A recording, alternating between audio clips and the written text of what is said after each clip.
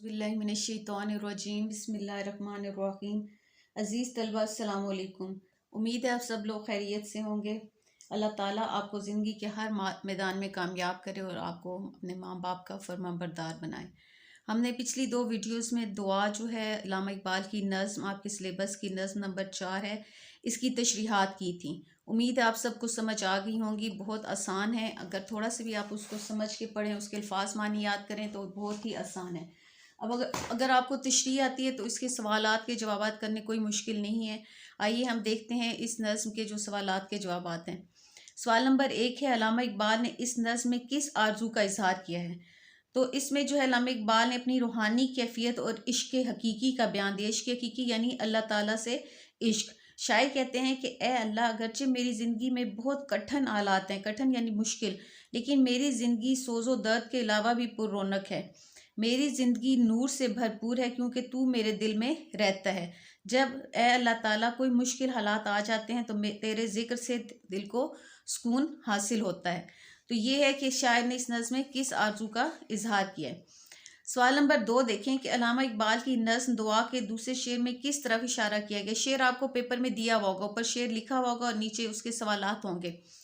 दूसरे शेर में अगर वसी मानों में लें तो इसमें दरअसल इश्क हकीकी का बयान है।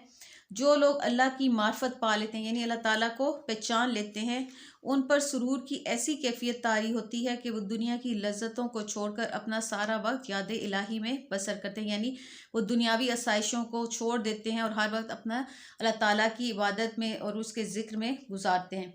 वो दुनिया जहाँ की हर चीज़ से गाफिल हो जाते हैं और उन्हें दुनिया की कोई परवाह नहीं रहती। अब सवाल नंबर 3 देखें, अल्लामा इकबाल अपनी नज़्म दुआ में क्या पैगाम देना चाहते हैं? तो अल्लामा इकबाल अपनी नज़्म दुआ में लोगों को ये पैगाम देना चाहते हैं कि अल्लाह से इश्क हर मुश्किल का हल है। कि जो भी आप पर मुश्किल आए, जो मुसीबत आए, जब आप अल्लाह ताला को याद करते हैं, अल्लाह ताला से मांगते हैं तो अल्लाह ताला ही आपकी मुश्किलात को दूर करता है। कि जो लोग अल्लाह से ताल्लुक़ जोड़ लेते हैं उनके लिए दुनिया कोई मानी नहीं रखती। यानी फिर जो दुनिया में परेशानियाँ हैं, चीज़ें हैं, वो उसके उनके सामने उनकी कोई हैसियत नहीं रहती।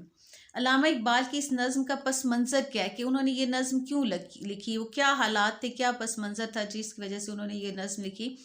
तो अल्लामा इकबाल ने ये नज़्म उस वक्त लिखी जब 1932 में वो गोल मेज़ कॉन्फ्रेंस में शिरकत के लिए लंदन गए थे।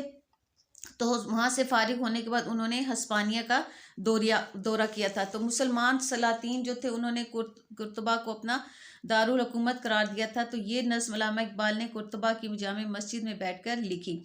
ये मस्जिद जो है मुसलमानों के ज़वाल के बाद ईसाई हुक्मरानों ने इसको गिरजा घर में यानी चर्च में तब्दील कर दिया था। इस अलमिये के असरात इकबाल की नज़्म में जगह जगह मौजूद हैं। यानी उनको काफ़ी ये दुख तकलीफ़ थी जो जिसकी वजह से उन्होंने वो अपने जो फीलिंग थी वो उन्होंने अपने इस नज़्म में लिखी। अब देखें सवाल नंबर 5, अल्लामा इकबाल की नज़्म दुआ का मरकज़ी ख्याल। मरकज़ी ख्याल अगर आपको तशरीह आती है तो मरकज़ी ख्याल कोई मुश्किल नहीं है, आप खुद से भी लिख सकते हैं। कि नज़्म में इश्क हकीकी का तज़किरा है कि अल्लाह ताला से ताल्लुक़ पुख्ता और उस ताल्लुक़ को कायम करने में आपकी मुकम्मल कोशिश हो। अल्लाह से इश्क इंसान को हमेशा गुलाब के फूल की तरह तरोताज़ा रखता है।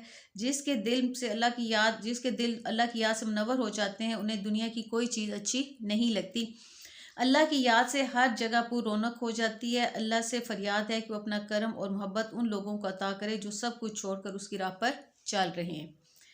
अब है सवाल नंबर 6, नज़्म और गज़ल में क्या फ़र्क है? ये आपका अक्सर सवाल जो है ये आपके हिस्सा कवायद में आ जाता है, पेपर में ये लाजमी ज़्यादातर ये वाला सवाल आ जाता है कि नज़्म और गज़ल में फ़र्क बयान करें। तो नज़्म से मुराद ऐसा सिन्फ़ सुखन है जिसमें किसी भी एक ख्याल को मुसलसल बयान किया जाता है। नज़्म में मौजू हियत के हवाले से किसी किस्म की कोई पाबंदी नहीं होती। यानी नज़्म जो होती है वो एक मौजू पर होती है, एक टॉपिक दे दिया जाता है, उसका हर शेर जो है उसी मौजू के गिर्द घूमता है। यानी हर शेर जो में उसी मौजू के बारे में बात की जाती है।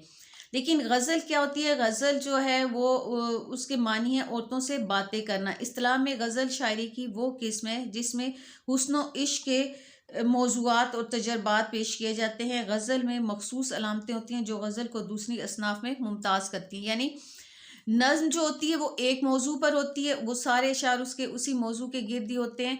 लेकिन जो गज़ल होती है उसका हर शेर दूसरे से अलग होता है, यानी हर गज़ल का शेर का अपना ही एक मरकज़ी ख़्याल होता है। नज़्म का तो ये होता है ना, पूरी नज़्म का एक ही मरकज़ी ख़्याल होता है, लेकिन गज़ल का हर शेर जो है वो एक इकाई है, यानी उसका अपना ही मरकज़ी ख़्याल है कि अगर शायर ने एक शेर में एक बात कही है, एक मौज़ू पे बात की है, तो दूसरे शेर में वो दूसरे मौज़ू पर बात कर रहा होगा। तो इस तरह ये जो है कि नज़्म जो होती है उसमें मौज़ू की कोई कैद नहीं होती, वो एक ही मौज़ू पर लिखी होती है। और जो गज़ल होती है वो जो होता है उसका हर शेर दूसरे से मुख्तलिफ होता है। तो ये आपके थे इस नज़्म दुआ के सवालात के जवाबात। उम्मीद है आप लोगों को समझ आ गए होंगे। अगर आपको मेरी वीडियो अच्छी लगी है तो मेरी वीडियो को सब्सक्राइब करें, लाइक करें और शेयर करें।